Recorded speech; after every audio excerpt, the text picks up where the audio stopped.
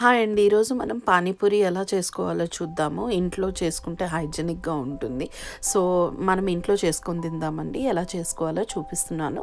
ఇక్కడ నేను శనగలు తీసుకున్నాను. అది హోల్ డే నానపెట్టుకొని, అంటే మార్నింగ్ నానపెట్టుకొని ఈవినింగ్కి వచ్చేసి ఉడకపెట్టుకున్నాను ఉప్పేసి. అలాగే పానీపూరి మసాలా తీసుకున్నాను, రెడీమేడ్దే అండి.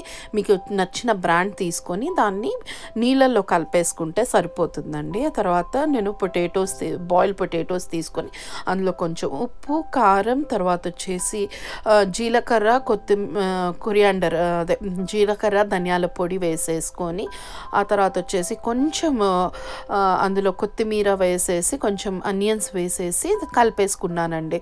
సో ఈ మసాలా రెడీ అయిపోతుంది. ఇది పక్కన పెట్టేసుకోండి. అలాగే పూరీస్కి మనము పూరీస్ కావాలో పానీపూరికి, అది కూడా మనకి అంటే డ్రై పాపడ్ లాగా దొరుకుతుందండి. పానీపూరివి డ్రై పూరీస్ దొరుకుతాయి. అవి తెచ్చుకొని మనము ఇంట్లోనే డీప్ ఫ్రై చేసుకోవటమేనండి.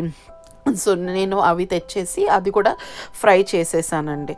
సో అవన్నీ మనం రెడీ చేసి పెట్టుకున్నామంటే వాటర్ ఎలా చేయాలో చెప్తాను. వాటర్ కోసం ఏం లేదండి.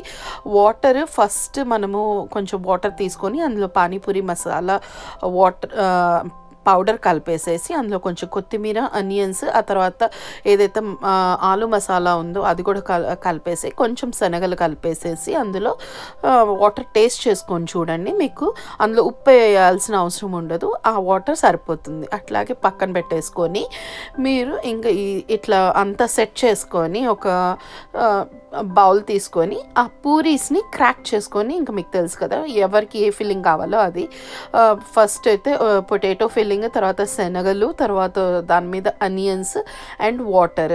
ఇక్కడ మా పాపకి ఫస్ట్ రియాక్షన్ చాలా నచ్చిందంటండి. అండ్ మా బాబు, వీళ్ళిద్దరికి చాలా చాలా ఫేవరెట్. సో వాళ్ళకి నేను ఇంట్లో చేసి పెడతాను rather than buying it from out side. ఇలా ఇంట్లో చేసుకుంటే హైజీనిక్గా బాగుంటుంది. Thank you.